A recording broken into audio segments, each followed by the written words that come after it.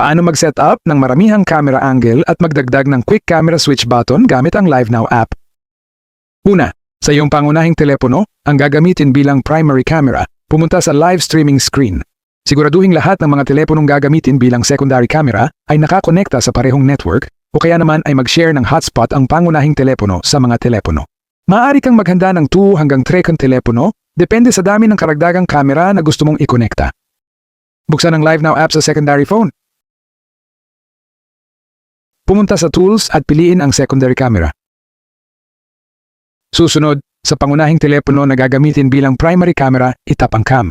Mag-scroll pababa makikita mo ang Add Secondary Camera. Itap ang plus emot icon upang magdagdag ng unang secondary camera. Pagkatapos, sa teleponong gagamitin bilang secondary camera, itap ang Start at Test Audio, itap ang Go Live. May lalabas na isang code. Ilagay ang code na ito mula sa secondary phone, papunta sa pangunahing telepono at itap ang OK.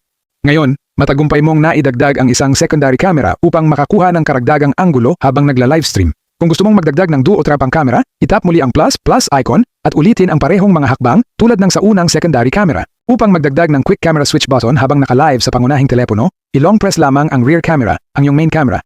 Sama duosoma unso teoria. I-stop ang add quick button at pangalanan ang button, halimbawa, Cam 1.